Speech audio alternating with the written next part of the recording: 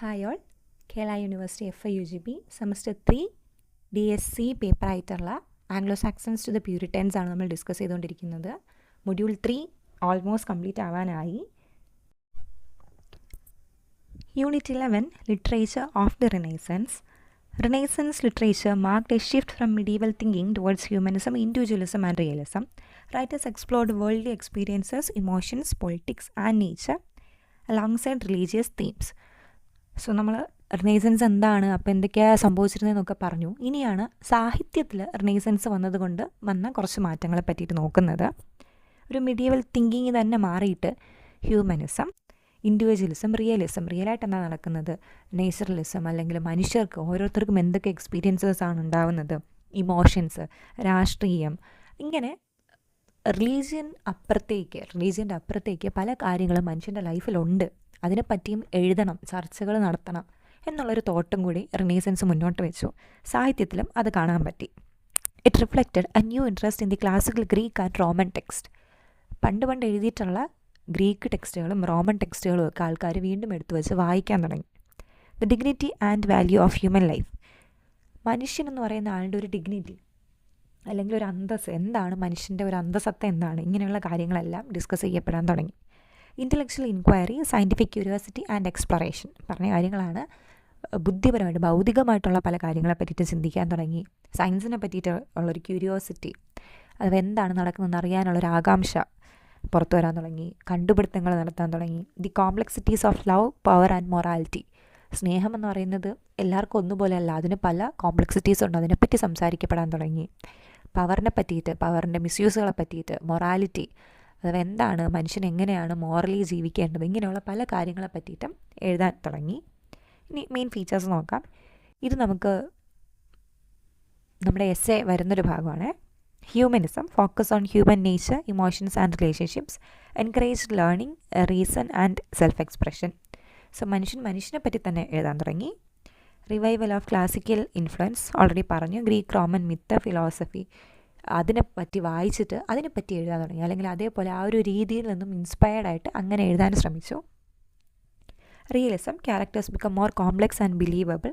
Writers portrayed everyday life, struggles and desires.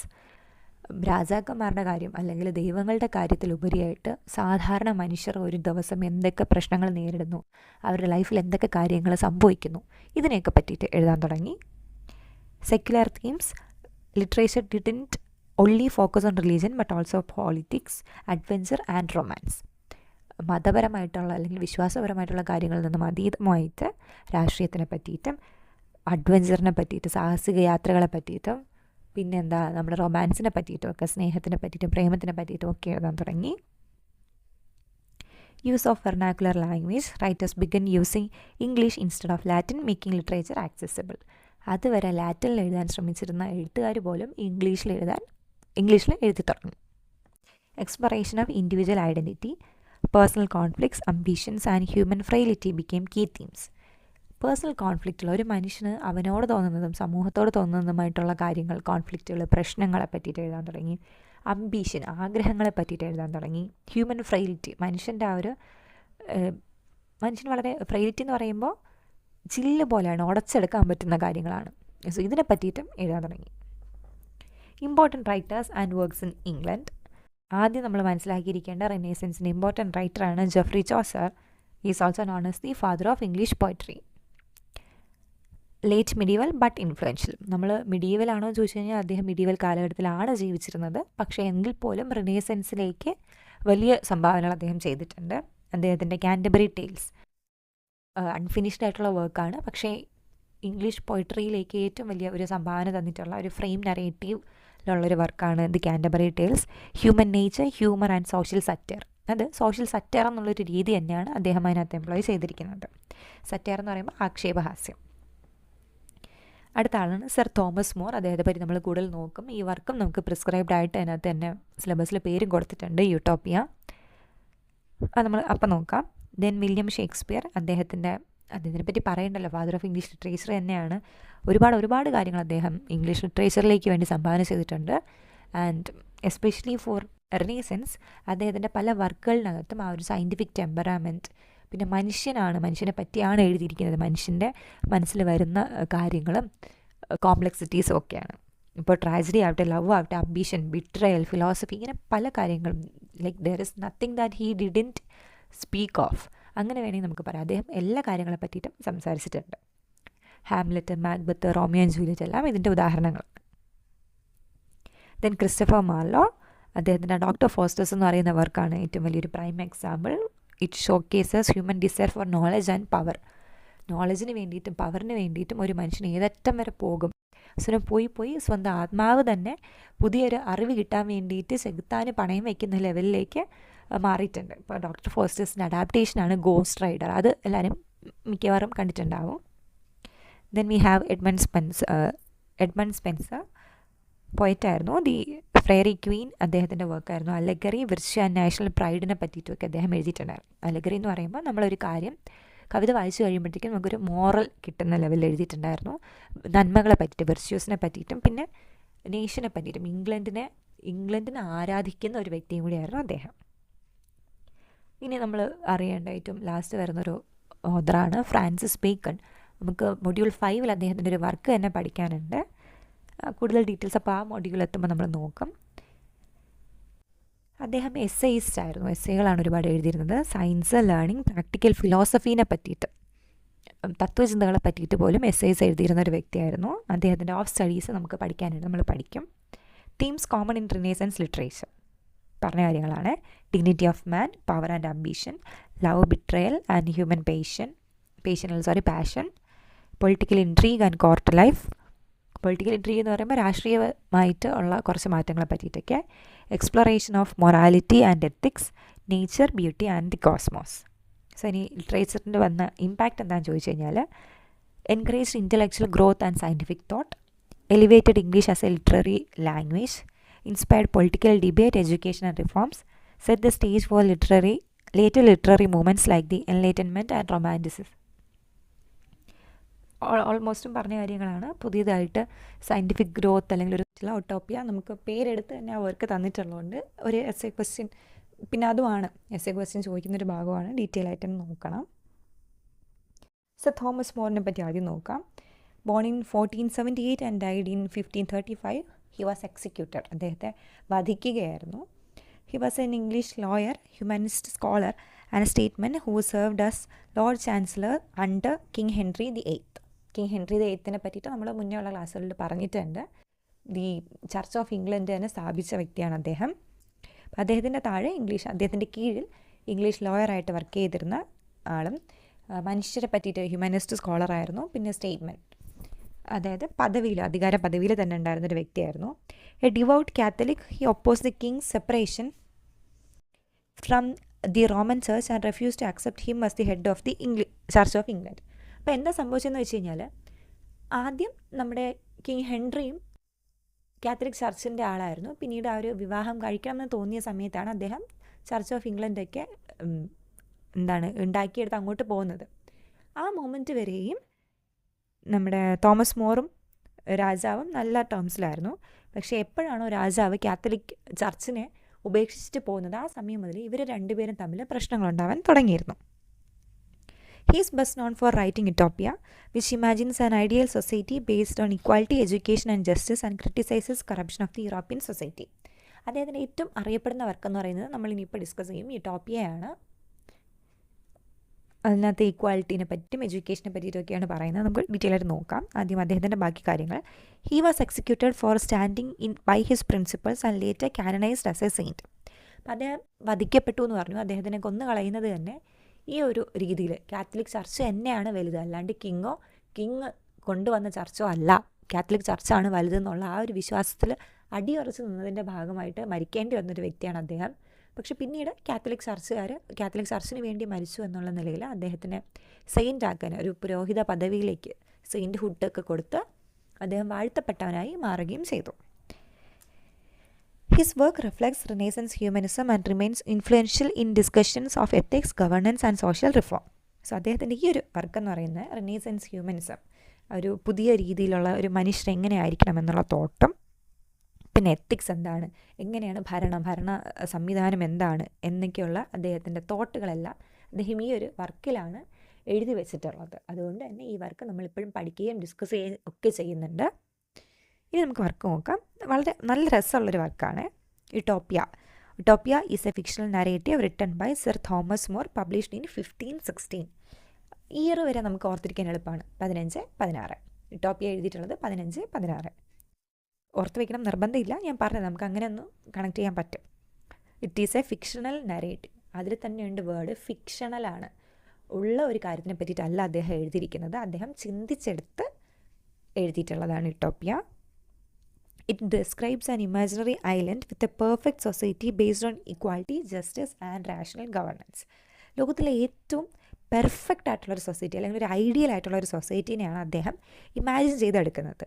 അതൊരു ഐലൻഡാണ്. അവിടെ എല്ലാം ഇക്വാലിറ്റി ആണ്. ഈക്വലി എല്ലാവർക്കും അവിടെ ഈക്വാലിറ്റി ഉണ്ട്. പിന്നെ നിയമം, നീതിന്യായം എല്ലാം ഈക്വലാണ്. ഗവൺമെൻറ്റും വളരെ റാഷണലായിട്ട് എല്ലാവരെയും ഒന്നുപോലെ കാണുന്നൊരു ഗവൺമെൻറ്റാണ്. The title Utopia means no place, suggesting that such a society is ideal but not real. So Utopia എന്നുള്ള വേർഡിൻ്റെ മീനിങ് എന്താണെന്ന് ചോദിച്ചു കഴിഞ്ഞാൽ no place or nowhere to be found എന്നാണ്. അതും ഓക്കെ, യൂട്ടോപ്പിയയുടെ മീനിങ് എന്താണ്? നോ പ്ലേസ്, ഇങ്ങനെ ഒരു സ്ഥലമില്ല. അപ്പോൾ അദ്ദേഹം തന്നെ പറഞ്ഞു വയ്ക്കുന്നത് ഇത്രയും പെർഫെക്റ്റ് ആയിട്ടുള്ളൊരു സ്ഥലം ഒരു കാലത്ത് ഉണ്ടാവാൻ പോകുന്നില്ല. അങ്ങനെ തന്നെയാണ് അദ്ദേഹം എഴുതിയിട്ടുള്ളതും. More critics European politics, religion and social problems by contrasting them with the fictional world. അപ്പോൾ അദ്ദേഹം ഇതിലെന്താ ചെയ്തേക്കുന്നതെന്ന് വെച്ച് കഴിഞ്ഞാൽ യൂറോപ്പിൽ നടക്കുന്ന കാര്യങ്ങളുടെയൊക്കെ ഓപ്പോസിറ്റാണ് യൂട്ടോപ്പിയയിൽ നടക്കുന്നത്. അതായത് യൂട്ടോപ്പിയ വളരെ പെർഫെക്റ്റ് ആണ്. യൂട്ടോപ്പിയുമായിട്ട് കമ്പയർ ചെയ്യുമ്പോഴാണ് യൂറോപ്പ് എന്തുമാത്രം ഒരു നശിച്ച ഒരു രീതിയിലാണ് മുന്നോട്ട് പോയിക്കൊണ്ടിരിക്കുന്നതെന്ന് നമുക്ക് വ്യക്തമായിട്ട് കണ്ട് മനസ്സിലാക്കാൻ പറ്റുന്നത്. സമ്മറി നോക്കാം. ചുരുങ്ങിയൊരു സമ്മറിയാണ് പറയുന്നത്. It's a frame story. The work begins with a conversation between Sir Thomas More and Raphael Hythloday, a traveller. So ഇത് ഈ കഥ വരുന്നത് തന്നെ കഥയുടെ ഉള്ളിലുള്ളൊരു കഥയായിട്ടാണ്. അതിനെയാണ് നമ്മൾ ഫ്രെയിം സ്റ്റോറി എന്ന് പറയുന്നത്. ആക്ച്വലി നമ്മുടെ Thomas more, the author himself, is A character in this story. Thomas more ഒരു ദിവസം റാഫേൽ ഹൈത്തലോഡി എന്ന് പറയുന്നൊരു ട്രാവലറിനെ, അദ്ദേഹം ഒരു യാത്രകളൊക്കെ ചെയ്ത് നടക്കുന്നൊരു മനുഷ്യനാണ്. അതും ഒരു റിനേസൻസ് എലമെൻ്റാണ്. യാത്രകളെപ്പറ്റി സംസാരിക്കുന്നതോ അല്ലെങ്കിൽ യാത്ര എന്ന് പറയുന്ന കൺസെപ്റ്റ് തന്നെ it is A very renaissance concept. അപ്പോൾ ഇവർ രണ്ടുപേരും സംസാരിക്കുന്ന രീതിയിലാണ് വർക്ക് ആരംഭിക്കുന്നത്, യൂട്ടോപ്പിയ എന്ന് പറയുന്ന വർക്ക് ആരംഭിക്കുന്നത്. Hythloday claims to have visited a remote island called Utopia where the social and political systems is superior to Europe's. അദ്ദേഹം വന്നിട്ട് ഹൈത്തലാഡി എന്ന് പറയുന്ന ഈ റാഫേൽ ഹൈത്തലാഡി തോമസ് മോറിൻ്റെ അടുത്ത് പറയുവാണ്, ഞാൻ ഈ ഇടയ്ക്കൊരു ഐലൻഡ് പ്രദേശം സന്ദർശിച്ചു, യൂട്ടോപ്പിയ എന്നാണ് പേര്. നമ്മുടെ യൂറോപ്പ് പോലെയല്ല, വളരെ ഒരു നല്ല രീതിയിൽ മുന്നോട്ട് പോകുന്ന ഒരു പൊളിറ്റിക്കൽ സോഷ്യൽ സിസ്റ്റമുള്ള ഒരു സ്ഥലമാണെന്ന് പറയുന്നുണ്ട്.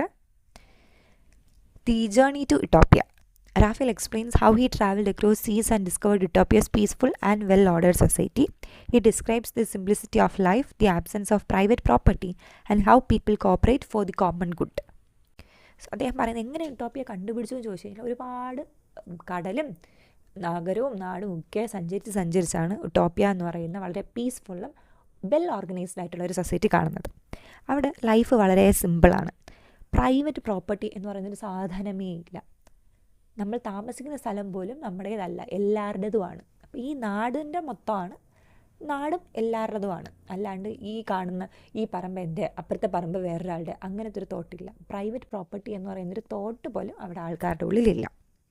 People cooperate for the common good. എല്ലാവർക്കും നന്മ എന്നുള്ളൊരു ലക്ഷ്യത്തിന് വേണ്ടിയിട്ട് എല്ലാവരും മുന്നിട്ടിറങ്ങുന്ന ഒരു സൊസൈറ്റിയാണത്. ഇനി അവിടുത്തെ ലൈഫ് എങ്ങനെയാണെന്ന് ചോദിച്ചു കഴിഞ്ഞാൽ all citizens work for a set number of hours and no one is idle. എല്ലാവരും അവർക്കൊരു നിശ്ചിതമായ ഒരു മണിക്കൂറുണ്ട്, ഇത്രയും മണിക്കൂർ എല്ലാവരും പണിയെടുക്കണം. ഒരൊറ്റ കുഞ്ഞു പോലും പണിയെടുക്കാണ്ട് അവിടെ ഇരിപ്പില്ല. എല്ലാവർക്കും പണിയുണ്ട്, എല്ലാവരും പണിക്ക് പോകുന്നുണ്ട്.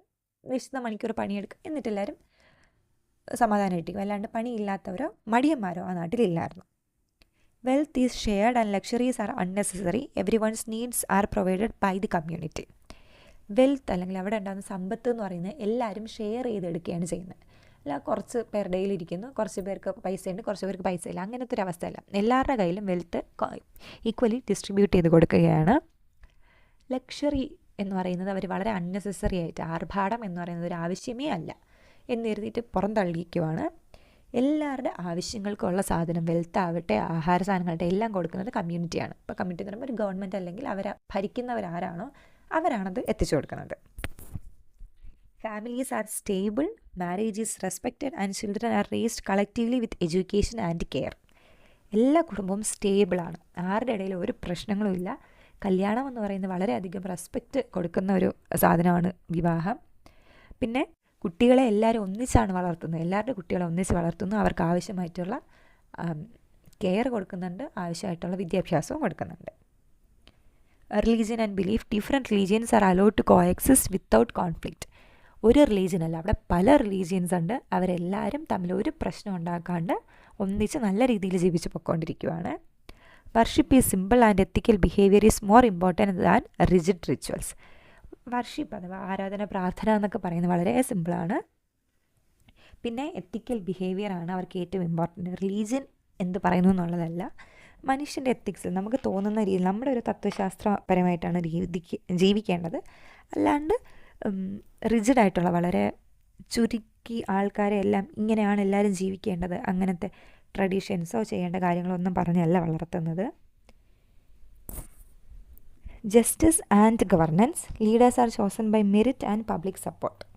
ലീഡേഴ്സിനെ ചൂസ് ചെയ്യുന്നത് നമ്മുടെ നാട്ടിൽ വോട്ട് കൊണ്ട് മാത്രമാണ്. അത് മാത്രമല്ല, ഓരോരുത്തർക്കും അവരവരുടേതായിട്ടുള്ള കുറച്ച് കഴിവുകളുണ്ടായിരിക്കണം. കഴിവിനോടൊപ്പം പബ്ലിക്കിനും അവരെ ഇഷ്ടമായിരിക്കണം. Laws are fair and focused on rehabilitation rather than punishment. നിയമ സംവിധാനം എന്ന് പറയുന്നത് വളരെ എല്ലാവർക്കും നിയമം കൊടുക്കുന്ന അല്ലെങ്കിൽ നീതി കൊടുക്കുന്ന രീതിയിലുള്ള നിയമങ്ങളാണ് അവിടെ ഉണ്ടായിരുന്നത്. പിന്നെ പണിഷ്മെൻറ്റ്, ഒരാളൊരു തെറ്റ് ചെയ്തു കഴിഞ്ഞാൽ അയാളെ പണിഷ് ചെയ്ത് ഒറ്റപ്പെടുത്തുക എന്നുള്ളതല്ല, അയാളെ എങ്ങനെ നന്മയുടെ പാതയിലേക്ക് തിരികെ കൊണ്ടുവരാം, ഒരു റീഹാബിലിറ്റേഷൻ എങ്ങനെ കൊടുക്കാം, പുതുതായിട്ട് എങ്ങനെയാണ് ഇനി കറക്റ്റായിട്ട് ജീവിക്കേണ്ടത് എങ്ങനെയാണെന്ന് അയാളെ പഠിപ്പിക്കുക. അതാണ് ഇവരുടെ ലക്ഷ്യം. അല്ലാണ്ട് അയാളൊരു തെറ്റ് ചെയ്തു, ഇനി അയാൾക്ക് വിധിയില്ല അല്ലെങ്കിൽ ജീവിക്കാൻ അനുയോജ്യനല്ല എന്ന് പറഞ്ഞ് തള്ളിക്കളയാതെ ശരിയായ രീതിയിൽ എങ്ങനെ ജീവിക്കണം എന്നയാളെ പഠിപ്പിക്കുക. അതാണ് നിയമത്തിൻ്റെ ലക്ഷ്യം. War is avoided and disputes are settled peacefully whenever possible. യുദ്ധം എന്ന് പറയുന്നൊരു സാധനം അവർക്കില്ല. അവർ അടിപിടി യുദ്ധത്തിലൊന്നും പോകത്തില്ല. എന്തെങ്കിലും പ്രശ്നം ഉണ്ടാവുകയാണെങ്കിൽ അത് ഇരുന്ന് സംസാരിച്ച് തീർക്കുന്ന ഒരു പരിപാടിയാണ്. ഇനി അതിൻ്റെ ഒരു കമ്പാരിസൺ, യൂറോപ്പുമായിട്ടൊരു കമ്പാരിസൺ പറയുന്നുണ്ട്. Hythloday contrast Utopia simplicity, cooperation and equality with Europe's greed, crime and inequality. തിരിച്ച് നോക്കിക്കഴിഞ്ഞാൽ ഇപ്പോൾ യൂറോപ്പിൽ എന്താണ്, അവനവൻ്റെ റിലീജിയനാണ് വലുതെന്ന് പറഞ്ഞ് തമ്മിലടിയാണ്, കാശിന് വേണ്ടി തമ്മിലടിയാണ്, ഈവൻ കല്യാണത്തിന് പോലും ഒരു റെസ്പെക്റ്റ് ഇല്ല, ഡിവോഴ്സ് ചെയ്യുക, വീണ്ടും കെട്ടുക, അങ്ങനത്തെയൊക്കെ ഒരു ചിന്തകളൊക്കെയാണ്. ഇതിനെല്ലാം യൂറോപ്പിൻ്റെ ഗ്രീഡിനെയും ഇവിടെ നടക്കുന്ന കൊലപാതകങ്ങൾ, ക്രൈം, തെറ്റുകൾ, ഇതിനെ പറ്റിയിട്ടും യുദ്ധത്തിനെ പറ്റിയിട്ടുമൊക്കെ അപ്പോൾ യൂട്ടോപ്പിയയിൽ നോക്കുമ്പോൾ അവർ വളരെ സിമ്പിളായിട്ട് എല്ലാവരും ഒന്നിച്ച് സന്തോഷമായിട്ട് ജീവിച്ചു പോകുന്നുണ്ട്. He questions whether rulers and societies truly care for the common people. So അദ്ദേഹം ഉദ്ദേശിക്കുന്ന ഇത്രയേ ഉള്ളൂ, യൂറോപ്പിലുള്ള ഭരണത്തിലിരിക്കുന്ന ആൾക്കാരെല്ലാം ശരിക്കും മനുഷ്യരുടെ നന്മയ്ക്ക് വേണ്ടിയാണോ പ്രവർത്തിക്കുന്നത്? ഈ ഒരു ചോദ്യമാണ് ആൾക്കാരുടെ മുന്നിലേക്ക് അവരല്ല തോമസ് മോർ പോസ് ചെയ്യുന്നത്. മെയിൻ ക്യാരക്ടേഴ്സ് എന്ന് പറയും നല്ല രസമുള്ളൊരു വർക്കാണ്. ഇതിനകത്ത് ഇപ്പം ഞാനിവിടെ സമ്മറിയായിട്ട് പറയുന്നതിൽ ഉൾക്കൊള്ളിക്കാത്ത കുറേ കാര്യങ്ങളുണ്ട്. വിവാഹത്തിന് മുമ്പ് തന്നെ പരസ്പരം കമ്പാറ്റബിലിറ്റി ഉണ്ടായിരിക്കുമോ, എങ്ങനെയാണെന്ന് അങ്ങോട്ടും ഇങ്ങോട്ടും സംസാരിക്കാൻ പറ്റുന്ന ആൾക്കാരാണ്. പിന്നെ ഡൗറി എന്ന് പറയുന്നൊരു ചടങ്ങേ ഇല്ല, സ്ത്രീയും പുരുഷനും ഒക്കെ ഒരേപോലെ ജോലി ചെയ്തിട്ട് ഒരേപോലെ ജീവിക്കുന്ന ഒരു രീതിയാണ്. മോഷണങ്ങളില്ല നാട്ടിൽ. അങ്ങനെ വളരെ കേൾക്കുമ്പോൾ ശരിക്കും യൂട്ടോപ്പിയ തന്നെയാണ്. It is a place to nowhere to be found എന്ന് പറയുന്നൊരു രീതിയിലാണ്. വായിക്കുമ്പോൾ നമുക്ക് ഭയങ്കര ഇതൊന്നും നടക്കാൻ പോകുന്നില്ല, പക്ഷെ നടന്നെങ്കിൽ എത്രയോ നന്നായിരുന്നു എന്ന് തോന്നും. സോ അത്രേ ഉള്ളൂ. ഇതിൽ പറഞ്ഞൊരു 5-6 പോയിൻ്റെങ്കിലും ഓർക്കാൻ പറ്റുമെങ്കിൽ രാഷ്ട്രീയം കുഴപ്പമില്ലാണ്ട് പോകുന്നു, യുദ്ധം വയ്ക്കത്തില്ല, ഇങ്ങനത്തെ കാര്യങ്ങളെല്ലാം, വെൽത്ത് ഈക്വലി ഷെയർ ചെയ്യുന്നു, ഇതൊക്കെ ഓർക്കാൻ പറ്റുന്നുണ്ടെങ്കിൽ കഥ എഴുതുമ്പോഴേക്കും നമുക്ക് കഥയായിട്ടല്ല, ഒരാൾ അവിടെ കണ്ട കാര്യങ്ങൾ മറ്റൊരാളുടെ അടുത്ത് പറഞ്ഞു കൊടുക്കുന്നതാണ്. സോ അതുകൊണ്ട് തന്നെ നമുക്കിങ്ങനെ ഓരോരുത്തരടുത്ത് ഇങ്ങനെ പറഞ്ഞു തീർക്കാനുള്ളൊരു കഥയല്ല യൂട്ടോപ്പിയയുടെ കഥ. മനസ്സിലായി കാണുമെന്ന് വിചാരിക്കുന്നു. ക്യാരക്ടേഴ്സ് നമുക്ക് പറയുവാണെങ്കിൽ sir Thomas more, narrator and observer representing intellectual curiosity. ഇപ്പോൾ നമ്മുടെ തോമസ് മോറാണ് ചോദിക്കുന്നത്, അങ്ങനെ ഒരു സ്ഥലമുണ്ടോ, പറയൂ അവിടെ എന്തൊക്കെയാണെന്ന് ഇടയ്ക്കിടയ്ക്ക് ചോദിക്കുന്ന ഒരു ഇൻ്റലക്ച്വൽ ക്യൂരിയോസിറ്റി, അറിയാനുള്ളൊരു ആകാംക്ഷയുള്ള വ്യക്തിയായിട്ടാണ് തോമസ് മോറിൻ്റെ ക്യാരക്ടർ വരുന്നത്. Then Raphael Hythloday, traveller and guide spreading the ideas of Utopia. അദ്ദേഹമാണ് യൂട്ടോപ്പിയയിൽ എന്തൊക്കെയാണ് സംഭവിക്കുന്നതെന്ന് ഇവിടെ പറഞ്ഞു തരുന്ന വ്യക്തി. Then Utopians citizens living in an ideal society focused on cooperation and justice. ആൾക്കാരുടെ പേരൊന്നും അങ്ങനെ എടുത്ത് പറയുന്ന ഒരു രീതിയൊന്നും അല്ല, പക്ഷെ അവരെല്ലാവരും നല്ല രീതിയിൽ ജീവിച്ചു പോകുന്ന കുറച്ച് ആൾക്കാരാണ്.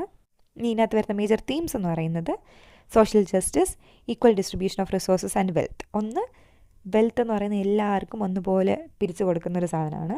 Then common good, everyone's welfare takes precedence over personal wealth. എല്ലാവരുടെ നന്മ എന്നുള്ള ഒരു ആറ്റിറ്റ്യൂഡാണുള്ളത്, അല്ലാണ്ട് ഒരാൾക്ക് കുറച്ച് കൂടുതൽ കാശ് അങ്ങനത്തെ ഒരു മൈൻഡ് അല്ല അവർക്ക്. Then religious tolerance, acceptance of diverse beliefs. എന്തിൽ വേണോ എല്ലാവർക്കും വിശ്വസിക്കാം, ആരോടും നിങ്ങളിതിൽ വിശ്വസിക്കുക എന്ന് പറഞ്ഞാൽ ആരും ഫോഴ്സ് ചെയ്യാൻ പോകുന്നില്ല. Then rational governance. ആക്ച്വലി ഇതെല്ലാം യൂറോപ്പുമായിട്ടുള്ളൊരു കമ്പാരിസണാണ്. യൂറോപ്പിൽ ഇത് തന്നെ വിശ്വസിക്കണം എന്ന് പറഞ്ഞാൽ അടിപിടി കൂടുന്നൊരു സമയത്ത് എല്ലാവരും സമാധാനത്തോടു കൂടി പലതിൽ വിശ്വസിച്ച് ജീവിക്കുന്ന ഒരു സ്ഥലം പ്രസൻറ്റ് ചെയ്യുവാണ്. Then rational governance, leaders chose for their virtue and ability. ലീഡേഴ്സിനെ സെലക്ട് ചെയ്യുന്നത് പോലും കഴിവിനും അവർക്കുള്ളൊരു സപ്പോർട്ട് മെസ്സേജാണ്, അല്ലാതെ ഈ രാജാവിൻ്റെ ആളാണ് അല്ലെങ്കിൽ രാജാവാണ് പോപ്പാണെന്ന് കരുതിയിട്ടല്ല അവർക്കാർക്കും അധികാരങ്ങൾ കിട്ടുന്നത്. Critic of corruption, condemns the greed and violence of European politics. Greedy അല്ല, അഴിമതി എന്ന് പറയുന്ന ഒരു സാധനമേ അവിടെ ഇല്ല. ഇപ്പോൾ പൊളിറ്റിക്സിലോട്ട് ഇറക്കുന്നവർ ജനങ്ങളെ സേവിക്കുക എന്നുള്ളൊരു ഐഡിയ മാത്രമേ അവിടെ ഉള്ളൂ. Then education and reason encourages learning and ethical living. എങ്ങനെയാണ് നല്ല രീതിയിൽ മികച്ച രീതിയിൽ ജീവിക്കേണ്ടത് എങ്ങനെയാണെന്നാണ് ആൾക്കാരെ പഠിപ്പിക്കുന്നത്. The journey structure allows readers to learn about Utopia's way of life through exploration. അപ്പോൾ ഓരോരോ ക്വസ്റ്റ്യൻ ചോദിച്ചാൽ അതിൻ്റെ ആൻസർ കിട്ടുന്ന രീതിയിലാണ് ഈ ഒരു വർക്ക് എഴുതിയിട്ടുള്ളത്. അപ്പോൾ നമുക്ക് വായിക്കുന്നവർക്കും ഒരു ഇൻട്രസ്റ്റ് ഉണ്ടാവും. The description of work, family and law give practical sense of how an ideal society could function. The contrast between Utopia and Europe emphasizes the need for reform rather than offering unrealistic fantasy.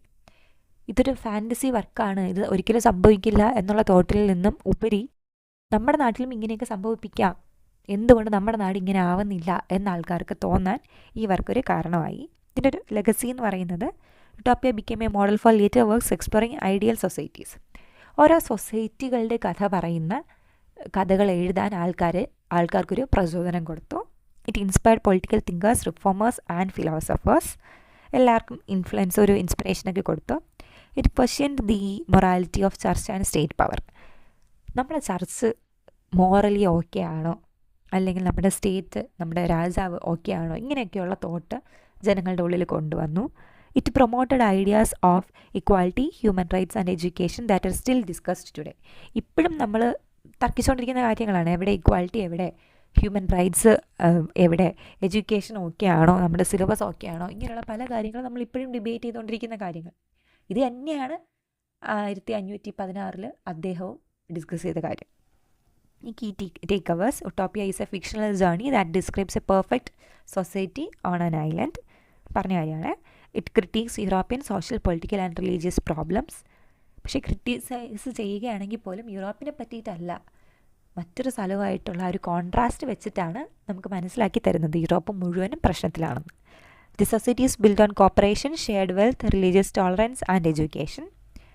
It's realistic plot helps readers understand how reform could be possible. എങ്ങനെയൊക്കെ നമുക്ക് നമ്മുടെ നാടിനെ മാറ്റാൻ പറ്റും എന്നും ഇതിലൂടെ അദ്ദേഹം പറഞ്ഞു തരുന്നുണ്ട്. ഇത്രയും കാര്യങ്ങളാണ് ടോപ്പിക്കകത്ത് വരുന്നത്. ഇത് നമുക്ക് എസ്സേ പറയുന്ന ഭാഗമാണ്. ഇപ്പോൾ ഒരു 3rd മൊഡ്യൂൾ ഇതോടുകൂടി കഴിയുവാണ്. ഈ പറഞ്ഞ കാര്യങ്ങളെല്ലാം മനസ്സിലായിട്ടുണ്ടാകുമെന്ന് പ്രതീക്ഷിക്കുന്നു. എന്തെങ്കിലും സംശയം കാര്യം ഉണ്ടെങ്കിൽ ഒന്ന് ചോദിക്കുക. Thank you for listening.